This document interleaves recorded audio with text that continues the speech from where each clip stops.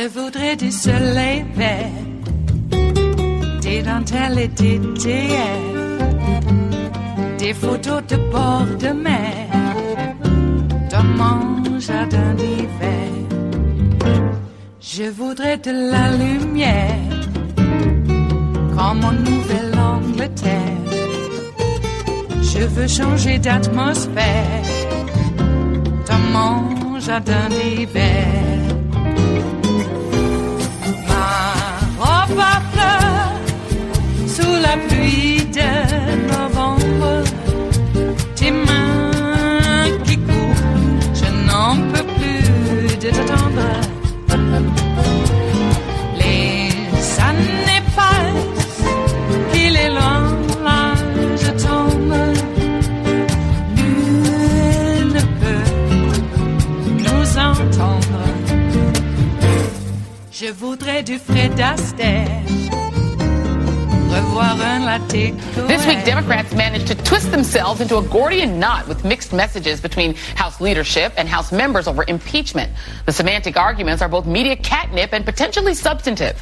On the substance front, on Thursday, the Judiciary Committee voted to set the procedures and rules for future impeachment investigation hearings. And as you heard, Senate Judiciary Committee Chairman Jerry Nadler make clear that what the committee is doing is setting the parameters for deciding whether to impeach Donald Trump, and if so, on what grounds.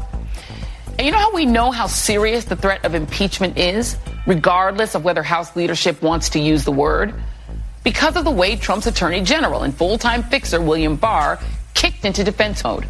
The Justice Department this week told a judge that the Judiciary Committee should not get access to secret Mueller grand jury materials, in part because, per the DOJ, the committee hasn't made clear that this is an impeachment inquiry. Joining me now is Elizabeth Holtzman, a former U.S. Congresswoman and author of The Case for Impeaching Trump. And Congresswoman, it's great to talk to you. You're one of my favorite people to talk to on this. Let's go to the semantic question first. Thank you. That according to Jerry Nadler, who is the relevant person here, impeachment is not started by the Speaker. It started in the Judiciary Committee. He made it very clear they are doing an impeachment inquiry. Does it matter what they call it? Technically, I don't think it matters what they call it, and I think the Justice Department's brief is way off base and shows that they don't even have the slightest comprehension of what impeachment is about. When we started the impeachment process, and the only one that ever actually worked with regard to Richard Nixon, when we started, we didn't have any authorization from the House of Representatives. We got that later on. But that's neither here nor there, because the fact of the matter is what the Justice Department is saying is, if you don't say that you're going to impeach the president, in other words, if you might do your inquiry and then say, well, you know, there's not enough evidence, or we think censure is appropriate, or we think there should be other remedial legislation, that's not good enough. You just have to say you're going to impeach him. Well, when we started during the Nixon impeachment process, we didn't know, even after we had the House authorization, whether we were going to have enough votes for impeachment. So that's just a ridiculous argument. We didn't know that there were going to be any Republicans joining us till 3 days before we had our debate, months and months into the process. We had conservative Southern Democrats on the committee. We didn't know where they were. So the process has to take place. And also they say, well, you know, even if this were an impeachment inquiry, the House shouldn't get the grand jury materials. Well, what world are they living in? During the Nixon impeachment, we got grand jury materials, and we got it with the approval of the court. That's a precedent that's there for 45 years. What are they talking about? I guess this is just like the new Trump Supreme Court. They just throw out all precedent, disregard history, don't know what they're talking about. But that's what we see with the Justice Department here, and it's highly political, and it's wrong. Let the House do its work. You know, nobody knows the outcome of an inquiry. They don't know whether it's going to be, whether there are going to be any grounds for impeachment. I personally think there are, but maybe they'll decide they aren't after they do a thorough investigation. Then maybe they'll decide, as we did actually in the Nixon impeachment, there were several articles of impeachment that were proposed. I drafted one of them, and they were rejected. Does that mean you have to drop the whole process? It's just what they're saying is ridiculous. Let the Judiciary Committee do its work. What I'm concerned about is that the Justice Department may be creating enough confusion so that judges may try to hold back here. I hope they don't, because I think that impeachment is something the framers really wanted to protect the democracy, and the court shouldn't stop that process, a serious, deliberative process from going forward. And that, I think you've made the point that I really wanted to touch on with you quickly. I think what a lot of people are afraid of and what they worry about is that the reason that William Barr can make these assertions is that Donald Trump has so stacked the courts, including the Supreme Court with Kavanaugh replacing Kennedy, that they are confident that they can make what are absurd arguments that, as you said, are ahistorical when it comes to the impeachment inquiry against Nixon or the one against Clinton, and that don't fit those precedents at all, but that they're confident that if it goes all the way, they've got a vote already locked down with Gorsuch and Kavanaugh and the other conservatives. Well, that's my concern, too. I mean, I think we did see in the census case that Justice Roberts, because the evidence was so overwhelming of political interference with the census process, that to preserve the integrity of the court, Roberts cast the correct vote. But can we be sure that that's going to happen here? I don't know the answer to it, and I'm troubled about it. And it may just well be that the House of Representatives has to bite the bullet and say, we're going to authorize an inquiry into whether there should be articles of impeachment. When we were authorized, we weren't told you write articles of impeachment. Right. We were told inquire as to whether there were grounds. I think people get confused. Impeachment doesn't have to happen because you do an inquiry. Yeah, it's a grand jury, folks. That's the way I would describe it. It's a grand jury. Elizabeth Holtzman, thank you very much. It is Monday, the 16th of September of 2019, and you are in West Coast Cookbook and Speakeasy. I am your chef de cuisine, Justice Putnam, and our daily special is River City Hash Mondays. Yes, we slice and dice, chop it up, and put it into a gourmet dish that you will just absolutely love. And it is sustaining because it's been another one of those taxing weekends. Oh, we have to re-energize our energy levels, and River City Hash Mondays attempts to do that for you. So sit on down, and we'll bring it all up to you right now. Hey, thank you for showing up. Yes, we are locked and loaded.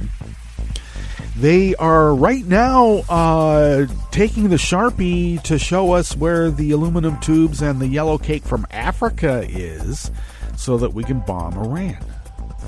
And with the slightest excuse, okay? We're locked and loaded. So as soon as the Souths tell us what to do, we're doing it.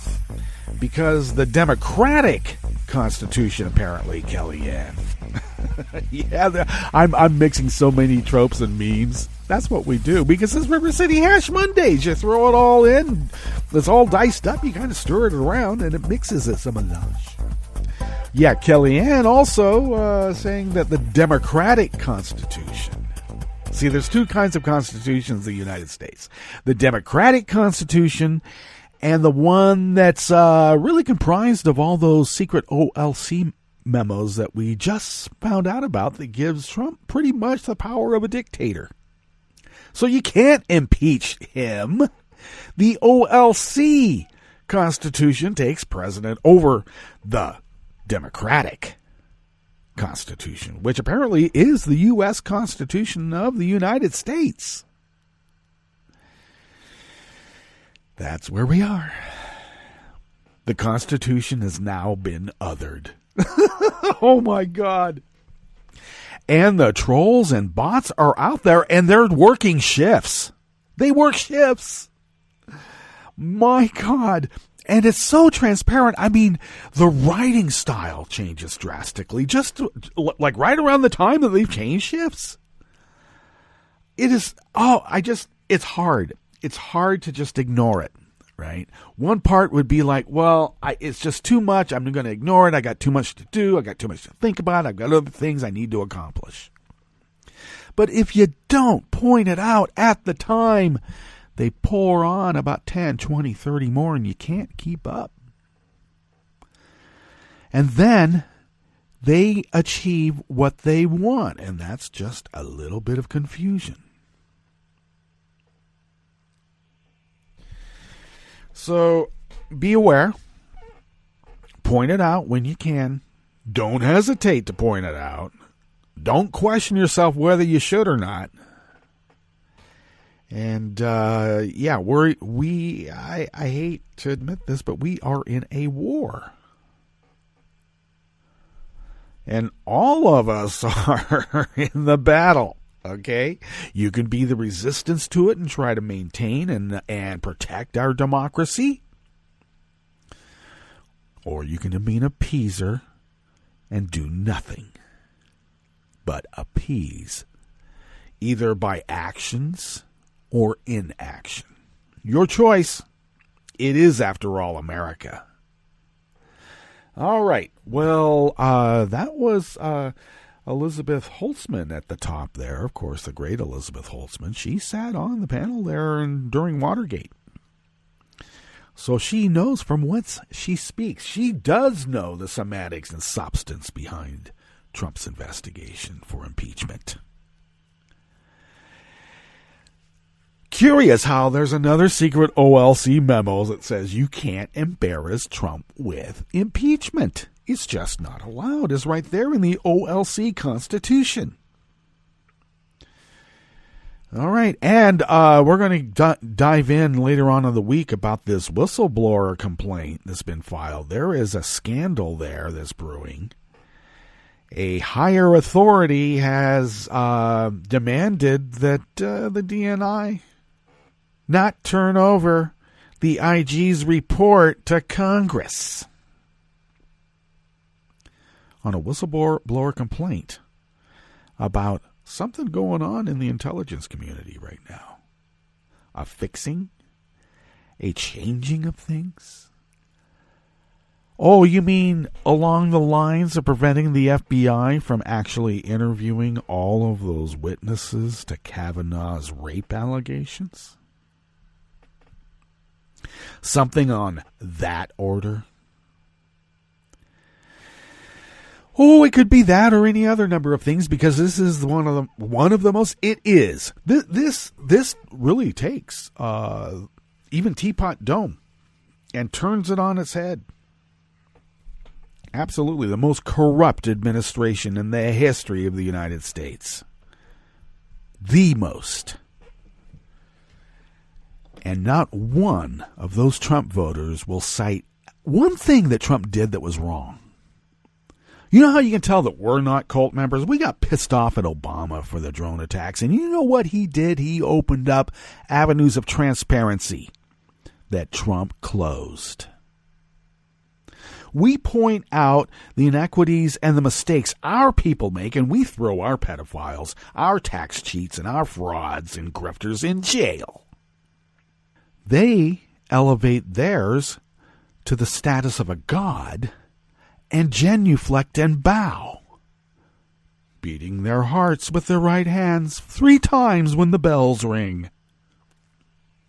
Well, we better get on with the rest of the menu, but thank you, Elizabeth Holtzman, for pointing out that the semantics and substance of this impeachment is exactly what it is, regardless of what Bill Barr and his OLC Constitution says. On the rest of the menu here in the Bistro Cafe of West Coast Cookbook and Speakeasy, the water contamination cleanup on all U.S. military bases, and I believe that's worldwide, is set to top $2 billion. $2 billion with a B. Major drug dealing companies, you know, they're like a cartel, filed a motion that the judge hearing the U.S. opioid trial must recuse himself. Hey, did you hear Purdue Pharma is declaring bankruptcy after they wired about $1 billion or more offshore? Funny how that works. Where is that family? Can we extradite them and bring them back like we did Chapo? And a 3-judge Court of Appeals panel ruled that hotel and restaurant owners can sue Trump over unfair competition, among other things. After the break, we move to the chef's table, where Australian intelligence has concluded China was behind the hack on Parliament and the three major political parties before their general election in May. And Mexican prosecutors will target a former attorney general and his top aides in the disappearance 5 years ago of 43 student teachers. All that and more on West Coast Cookbook and Speakeasy. Bon appetit.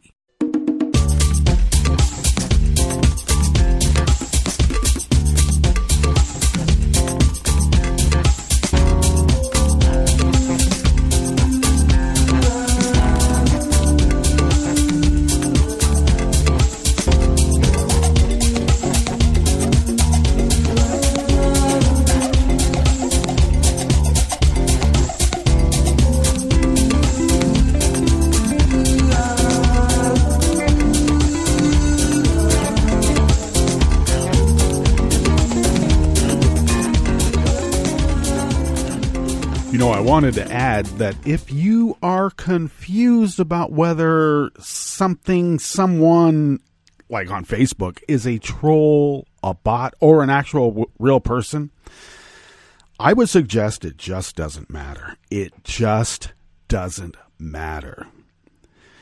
Even if they're a real person acting like a troll or a bot, they are doing the work of a hostile foreign power. All right? So do not give them any succor by giving them the benefit of the doubt. Treat them all the same, and that's with mocking disdain. Okay, if you go to the bottom of our homepage at netrootsradio.com, to the rightish of the page, right there by the social media scroll, is our chat room link monitored by Kelly Lincoln. Thank you, Kelly.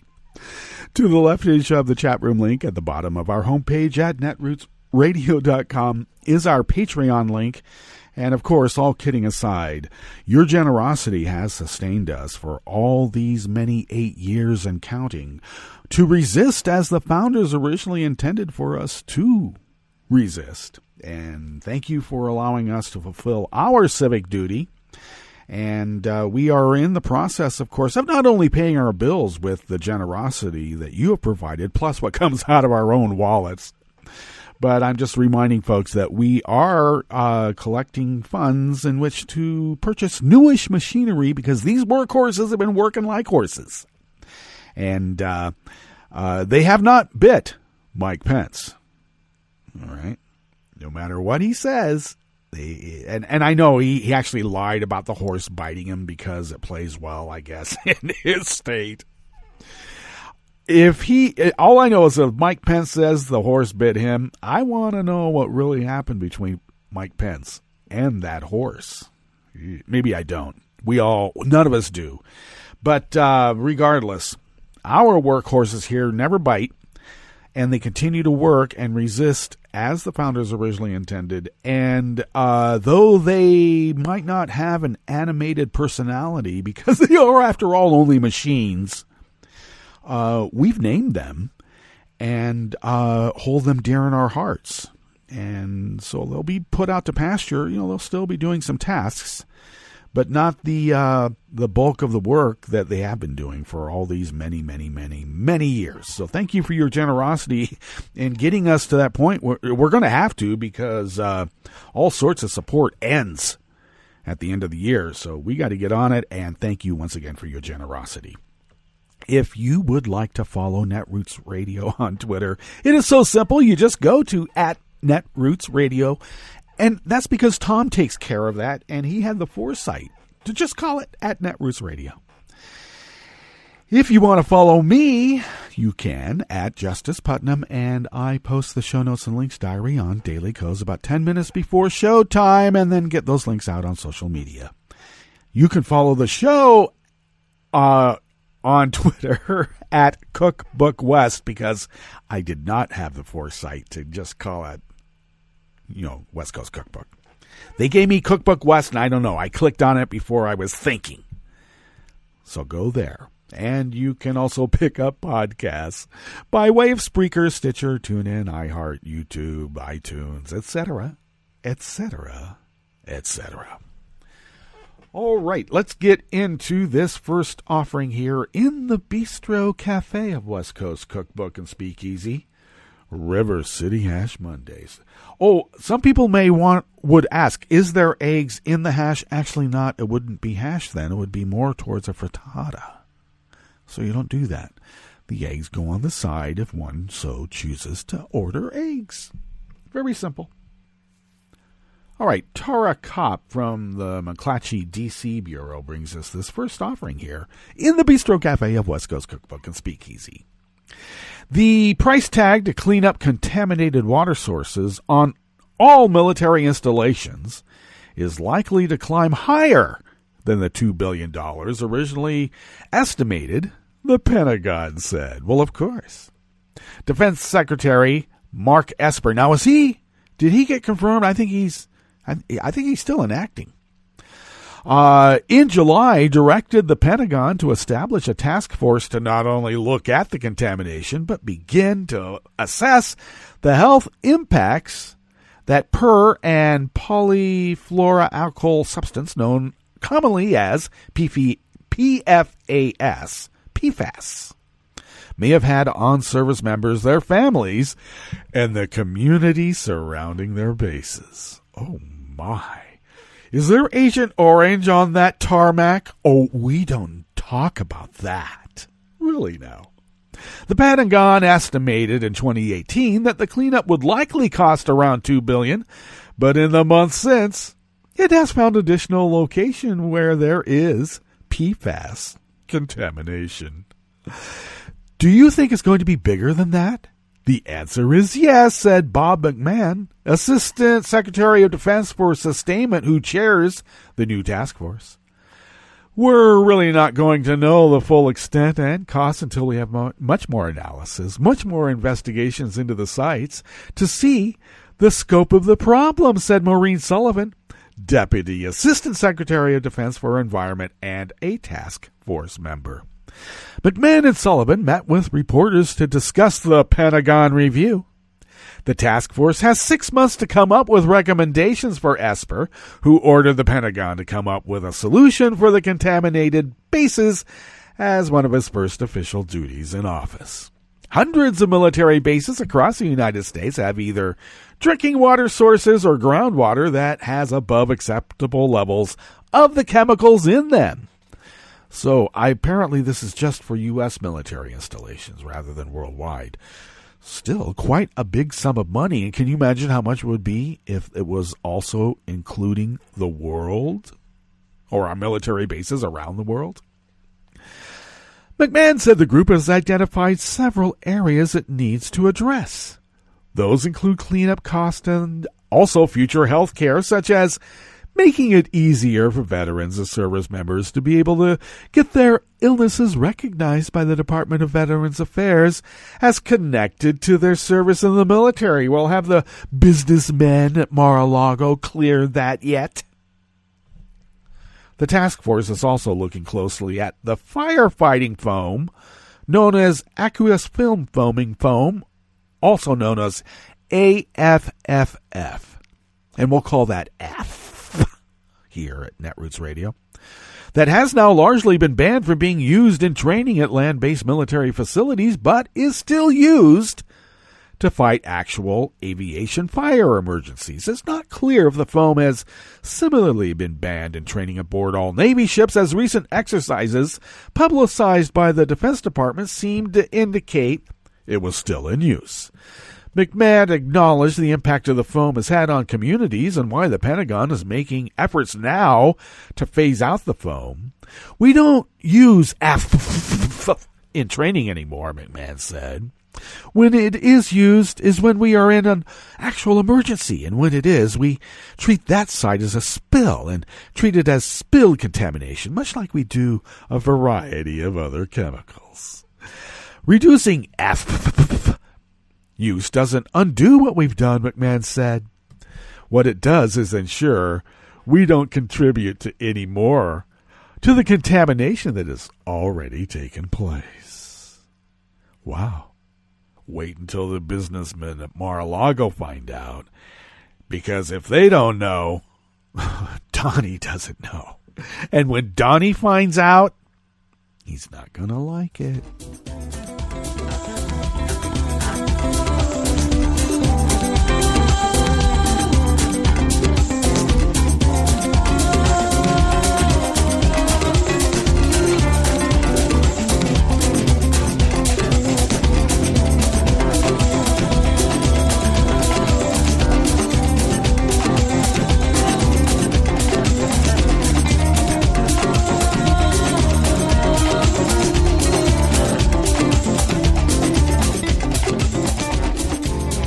Anonymous worker bees and Reuters bring us this next offering here in the Bistro Cafe of West Coast Cookbook and Speakeasy River City Ash Mondays.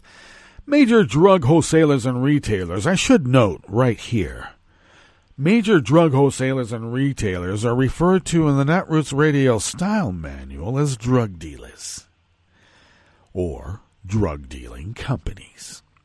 We haven't quite got to the point where they will be referred to as a cartel, but that is just around the corner, I can tell. Major drug dealing companies facing a massive lawsuit for allegedly fostering the nation's opioid crisis asked the judge hearing the case to recuse himself. The companies argued in a court filing that U.S. District Judge Dan Polster, who is hearing the case in a federal court in Cleveland, Ohio, had made statements in court indicating that he was not impartial in the case and improperly pushed the companies to settle without going to a trial.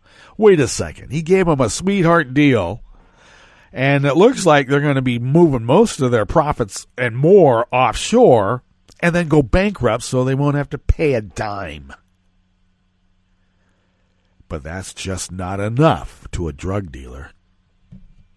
The company said that Judge Polster had made improper public comments about the case, including to covenant reporters. Opioids have been involved in 400,000 overdose deaths from 1999 to 2017, according to the CDC. In the filing, the companies noted that plaintiffs have sought $8 billion. Defendants in the case include McKesson Corporation, Amerisource Bergen Corporation, and Walgreen Company and Walmart, Inc. Defendants do not bring this motion lightly. Taken as a whole and viewed objectively, the record clearly demonstrates that recusal is necessary, the company said in a court filing on Saturday.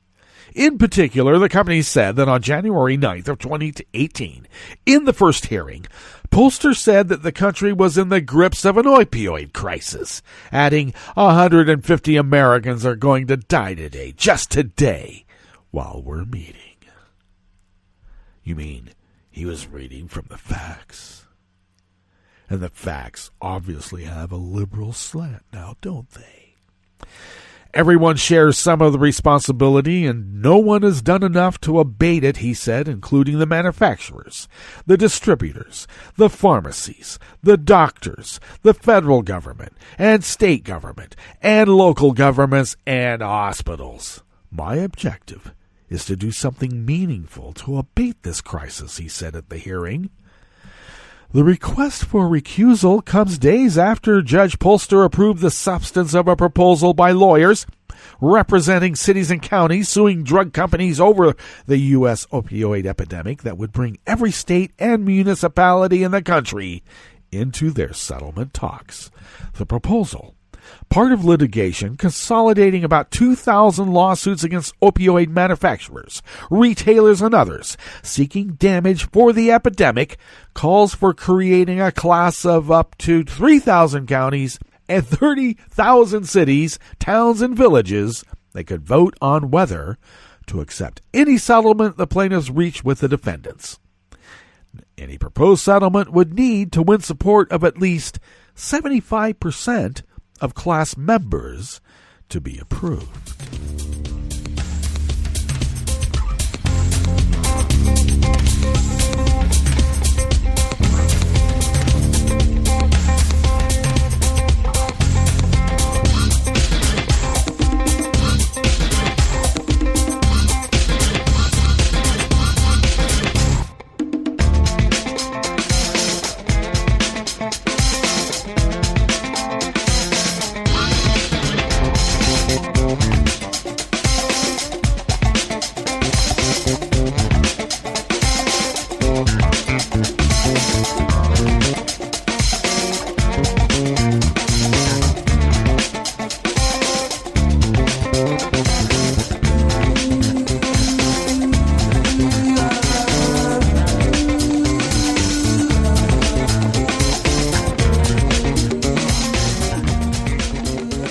final offering here in the Bistro Cafe of West Coast Cookbook and Speakeasy is by anonymous worker bees at the Associated Press, but comes our way by Share Blue Media.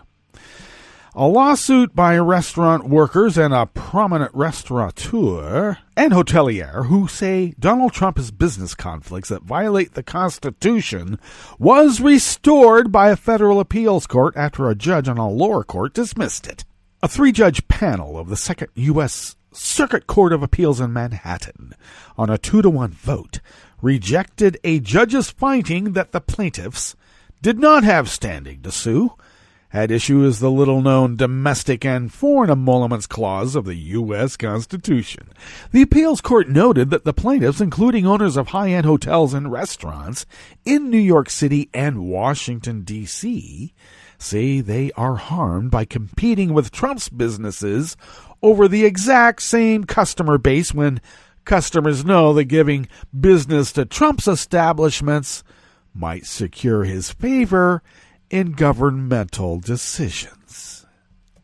It said the lower court judge effectively insisted that the plaintiffs prove the facts necessary to win before they had a chance to gather all of them.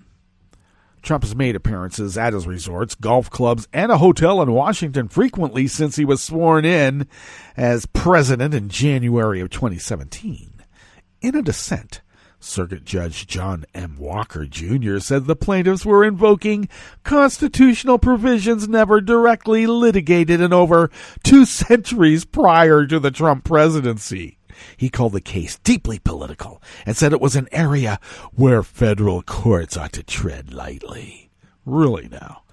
How about starting an impeachment investigation over a failed land deal that failed 10 years before the guy ever took office, and his wife too? And they're still being pilloried for it to this day. President Trump was dramatically elected by the American people, and he was elected with his business holdings and brand prominence in full view, Walker wrote. He said, Judge Walker, I got to remind you, Judge, he said he was going to give us his taxes. We did not see his business holdings in full view. This judge sitting on this appeals court is acting as a political toady. Thank you, Federalist Society. Thank you very much. The majority opinion written by Judge Pierre N. Laval took issue with Walker's observations, saying the legal challenges under the Constitution's emoluments clause may be fueled in part by political motivations, but it is hard to ascertain the significance of that fact. The majority said whether a lawsuit has political motivations is irrelevant to the legal issues to be considered when a lawsuit is tossed out. William Barr's Justice Department declined to comment because they're looking for an OLC memo right now. Trump has called the lawsuit totally without merit because that's what he does. He's a grifting mobster. The lawsuit alleges, I should add in this reporter's opinion, of course. The lawsuit alleges Trump's vast, complicated, and secret business interests were creating conflicts of interest. Justice Department lawyers had argued that the plaintiffs did not suffer in any way and thus had no standing to sue. The ruling came on a day that Trump's son, Donald Trump Jr., told Fox News Channel's Fox and Friends that claims that his father was using his office to benefit his businesses were ridiculous. I mean, first of all, he's not involved at all with those things. They also neglect to talk about the fact that he was voluntarily stopping doing any international deals. I mean, just think of the opportunity that costs him. You've seen where the emoluments and suits have gone. They're just trying the amount of incoming, he's taken. Well, Crew in Washington first filed the lawsuit. It was later joined by the Restaurant Opportunities Centers United Incorporated and 2 individuals in the hotel industry. Okay, that takes us to our break, and we better get on with our break. And when we come back, we are going to go through weather from around the world and finish up with the stories that we have curated for you today. You are listening to West Coast Cookbook and Speakeasy, and we will be right back. You are listening to netrootsradio.com. Please hang up and try again.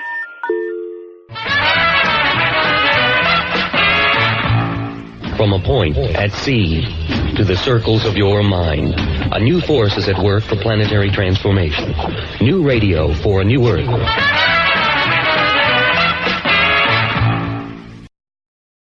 This is Take Two Movie Review. I'm Kim Lowe. This week, Revenge Down Under. Australian director Jennifer Kent is best known to American audiences for her 2014 debut horror offering, The Babadook. Her sophomore effort, The Nightingale, is arguably scarier because it is based on the very real horrors that occurred in 19th century Australia on the part of the British colonizers. Set in the 1820s on the island of Tasmania, The Nightingale tells the story of Claire, an Irish convict who has served her sentence but is still being held in indentured servitude by a vile lieutenant named Hawkins. When Claire dares to ask for her freedom, she is brutally raped and her husband and baby killed in front of her.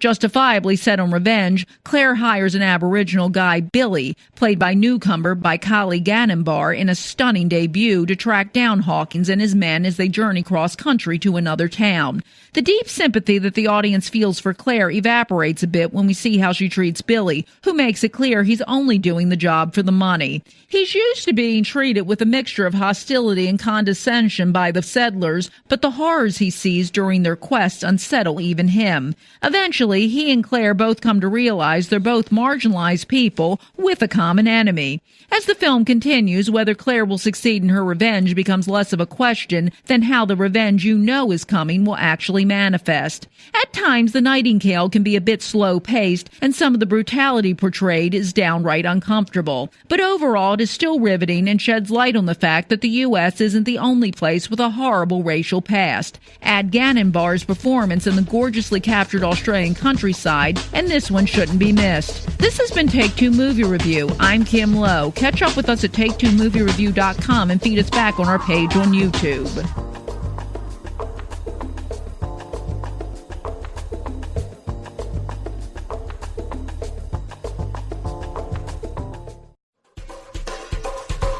This is Scientific American's 60-Second Science. I'm Suzanne Bard. It's not easy to study the early development of the human brain. The brain is very inaccessible, especially the early fetal stages. It's just not ethical to study normal, healthy human brains. University of California, San Diego biologist Alison Muotri.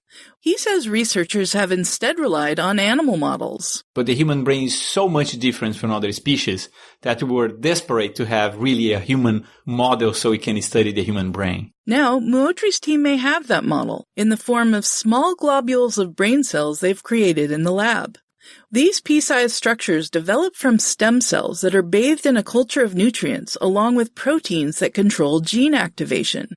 As the little structures grow, their constituents also specialize into different types of brain cells. And they will form connections, and these connections will form functional synapses that will later on turn into networks. After 2 months, the mini-brains even begin to emit brain waves. And you can record every week to see how the activity has changed. And when they reach about 6 months of age, we see a growth exponentially in the number of connections and synapses that they can make. And at around 10 months, their brain activity compares to that of premature human infants. They're pretty much following the same trajectory as the human brain does. That could make the mini-brains very useful for understanding how our brains become wired early on.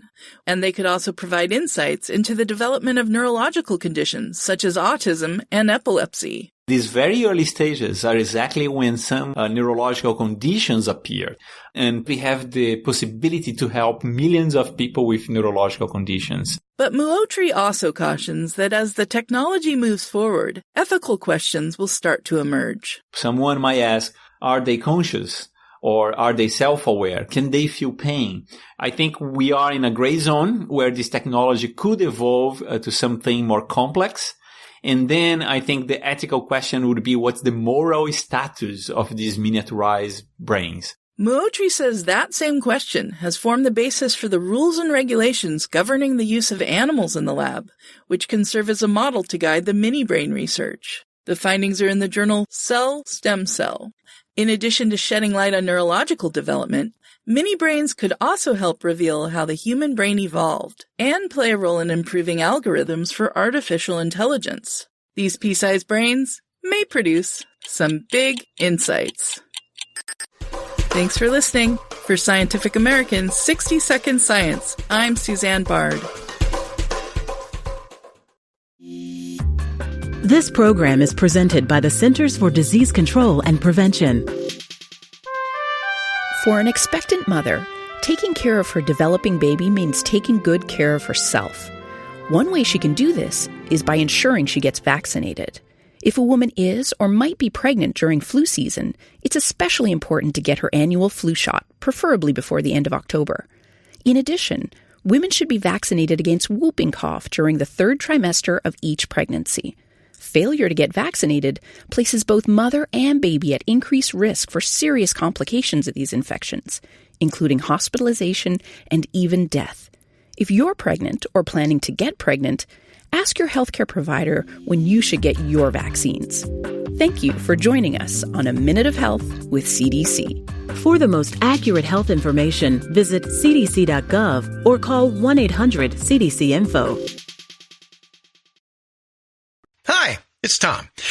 Could we humbly suggest your donation to netrootsradio.com? All we've got to run this 24-hour powerhouse of progressive resistance radio is what comes out of our own wallets. And you are our biggest donor. It doesn't take much, $3, $5. Just go to the bottom of our netrootsradio.com page and hit our secure donate button. Heck, you can even make a recurring contribution. And you'll get a wondiferous pair of Netroots radio stickers for application to your backpack, your bumper sticker, or your banjo. Well, it's up to you which backpack you want to put it on. So donate what you'd like at the bottom of our netrootsradio.com's homepage. Because you are our biggest donor. Netrootsradio.com. Together, we are Resistance Radio.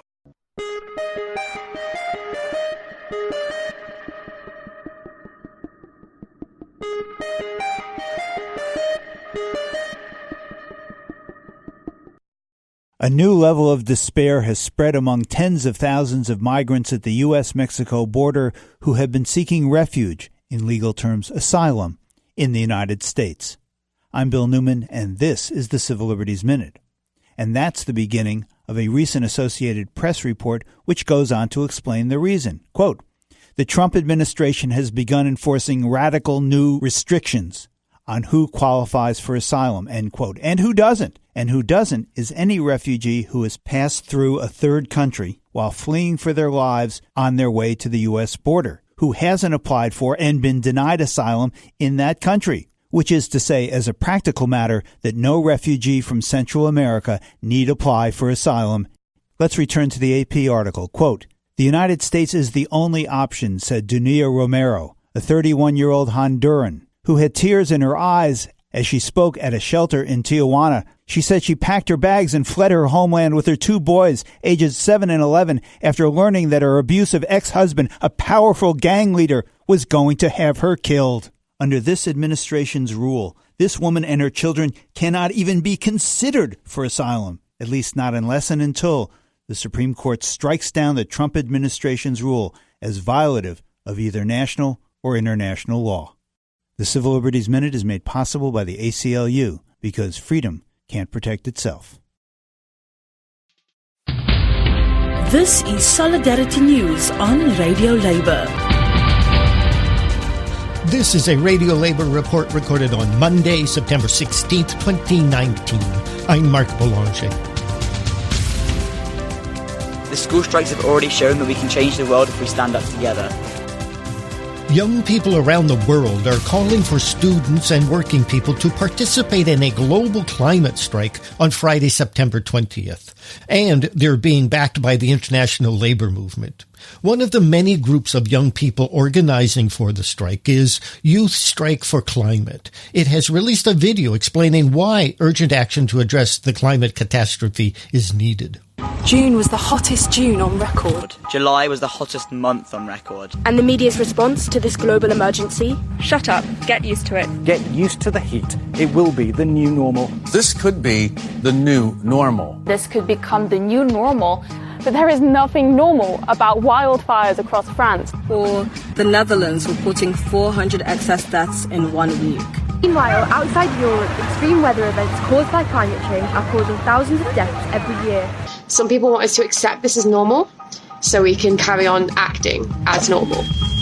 This is fine. Because business as usual is good business for some. Instead of telling us to fight climate change, we're being told to resign ourselves to the new hotter world we're in. But that doesn't make sense. Unless we drastically cut our carbon dioxide emissions, the heat waves won't stabilise. They'll get hotter and hotter and hotter. The school strikes have already shown that we can change the world if we stand up together. But now we need your help to stop business as usual from destroying the planet. Join us on Friday the 20th of September at the global climate strike. The call for a global climate strike has been boosted by the efforts of a 16-year-old Swedish girl who suffers from autism, Greta Thunberg. People should be involved in the strikes in September. We need everyone, adults and children, no matter who they are or where they are from. Once you fully understand what is happening, then you know what is required from you, what is required from the system to achieve the changes. I think this is very important that we are asking for help from the adults. We actually need them to do this with us. So on the strikes on the 20th, it's very important both as a young person but also as an adult to actually strike from your work too. I think that is the least we can do. It's such an urgent problem and it's affecting people living now.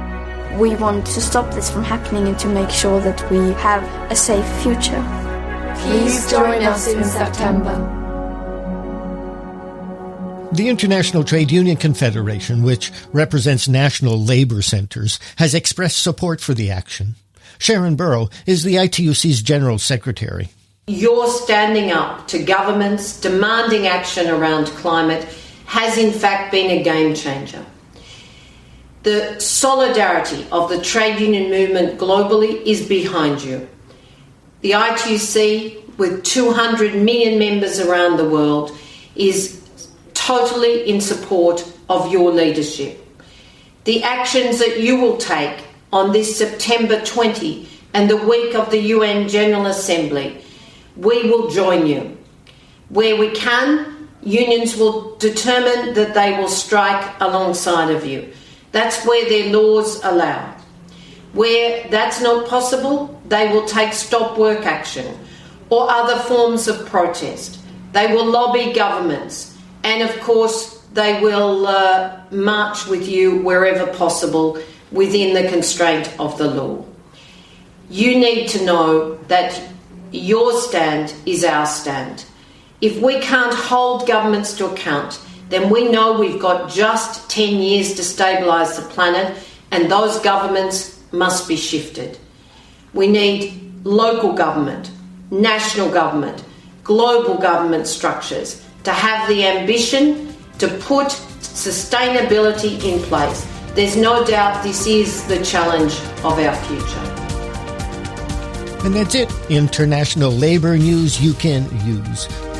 Thank you for listening. And remember, it's all about global solidarity.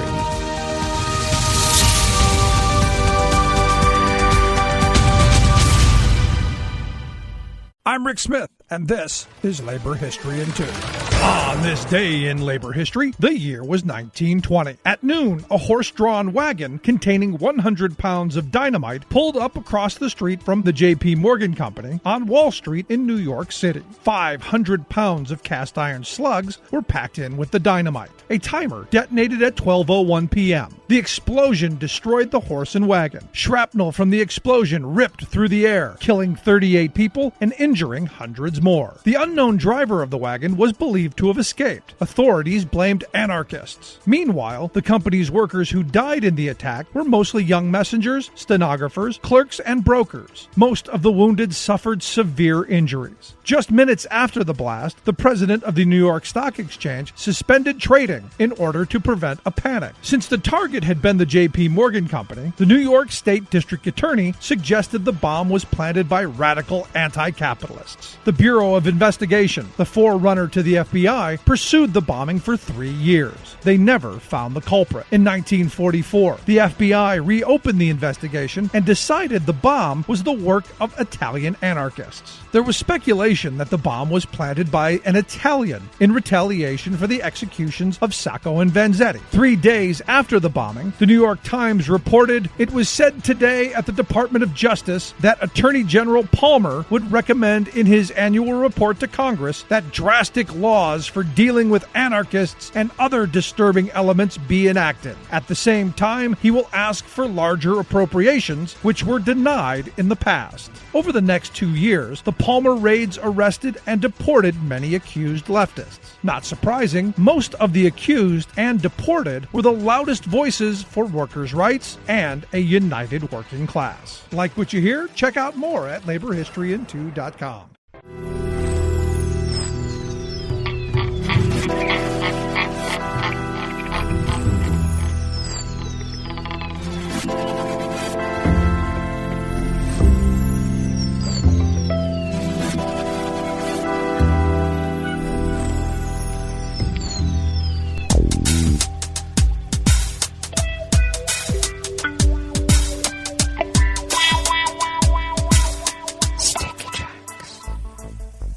Thank you for accompanying us here to the Chef's Table at West Coast Cookbook and Speakeasy, River City Hash Mondays. We always begin weather from around the world along the banks of the Rogue River and the Rogue River Valley of Southern Oregon on the west coast of the continental United States of America, where it is currently 58 degrees Fahrenheit. Going to be much cooler today than what we have been in really weeks previous, topping out on a high of about 73 to 74 degrees today.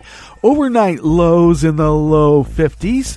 Looks like we will have rain showers early with scattered thunderstorms in the afternoon. Cloudy conditions prevail right now. We did have a bit of rain on Sunday and overnight, so cloudy conditions will obviously prevail throughout the day and tomorrow, with a few clouds tomorrow, a stray shower and a thunderstorm possible. And then it looks like we're going to get about 1/4 inch of rain on Tuesday, and maybe that much on Wednesday too, so we'll look. Ragweed pollen is rated at moderate. The air quality index is good at 28 parts per million, and the daytime UV index remains high at 6. Low pressure dominates the region, and barometric pressure is holding steady at 29.89 inches. Visibility is down to 6 miles, and relative humidity is up to 93%. Ouch! Weather from around the world is brought to you by people's personal weather stations that they purchase. These people planted these purchased personal weather stations somewhere on their property, and these people positively live around the world. London is 68 degrees and cloudy. Paris is 82 and sunny. Rome is 86 and fair. Kiev is 72 degrees and fair. Kabul is 74 and fair.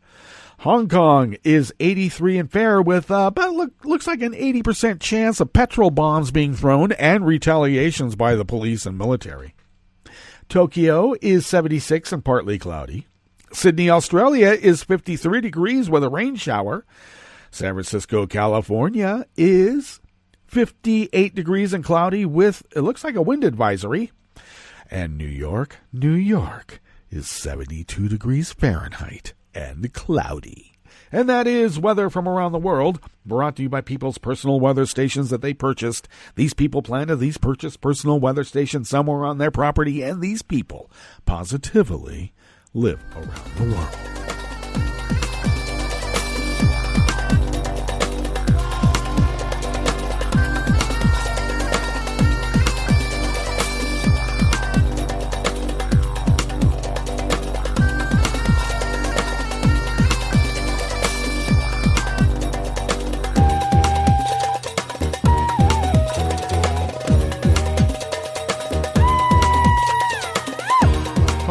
Packham of Reuters brings us this first amuse-bouche here at the chef's table at West Coast Cookbook and Speakeasy, River City Ash Mondays. Australian intelligence determined China was responsible for a cyber attack on its national parliament and 3 largest political parties before the general election in May. 5 people with direct knowledge of the matter told Reuters. Now remember, in journalistic practices, you need 3. They have 5. Australia's cyber intelligence agency, the Australian Signals Directorate, concluded in March that China's Ministry of State Security was responsible for the attack. The 5 sources declined to be identified due to the sensitivity of the issue, and Reuters has not reviewed the classified report. The report, which also included input from the Department of Foreign Affairs, recommended keeping the findings secret in order to avoid disrupting trade relations with Beijing. The Australian government has not disclosed who it believes was behind the attack or any details of the report. China's foreign ministry denied involvement in any sort of hacking attacks and said the internet was full of theories that were hard to trace. And you know why? Because they think they've made them pretty damn hard to trace now, haven't they?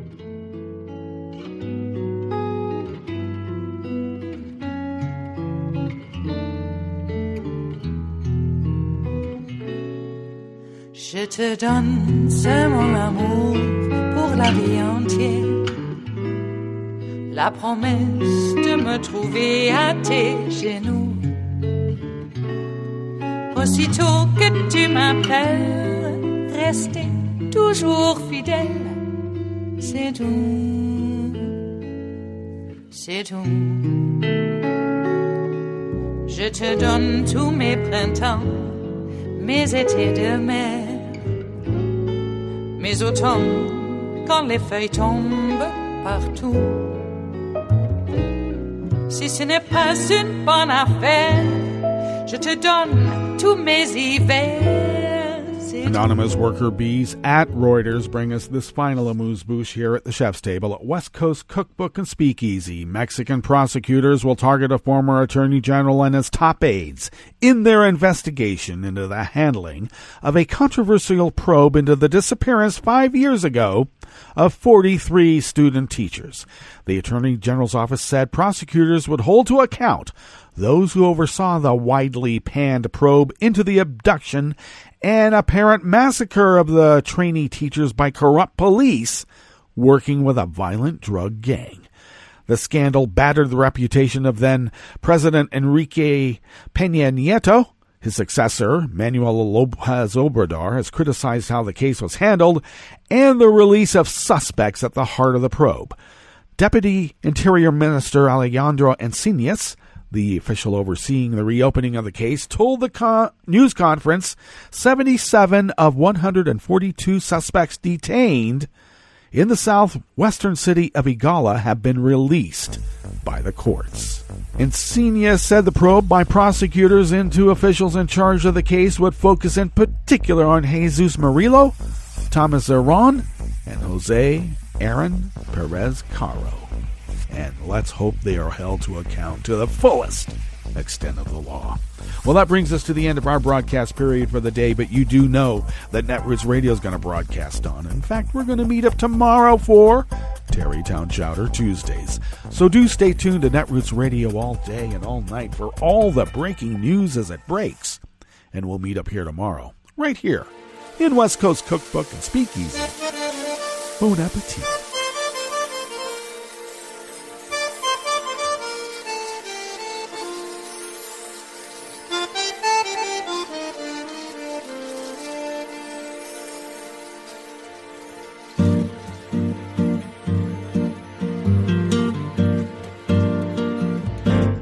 Je voudrais du soleil vert, des dentelles et des théâtres, des photos de bord de mer, dans mon jardin d'hiver.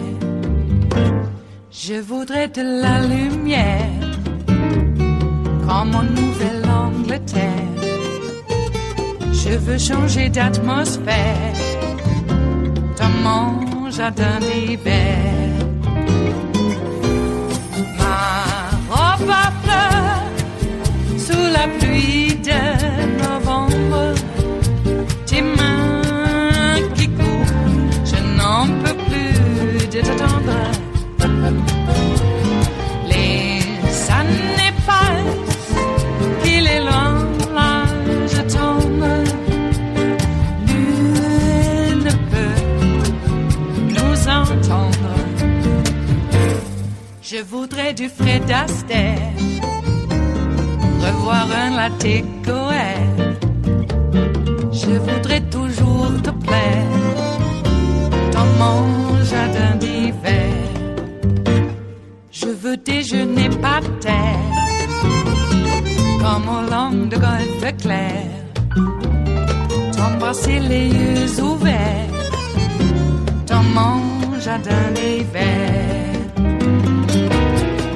Ma robe à fleurs sous la pluie de novembre, tes mains qui courent, je n'en peux plus de t'attendre.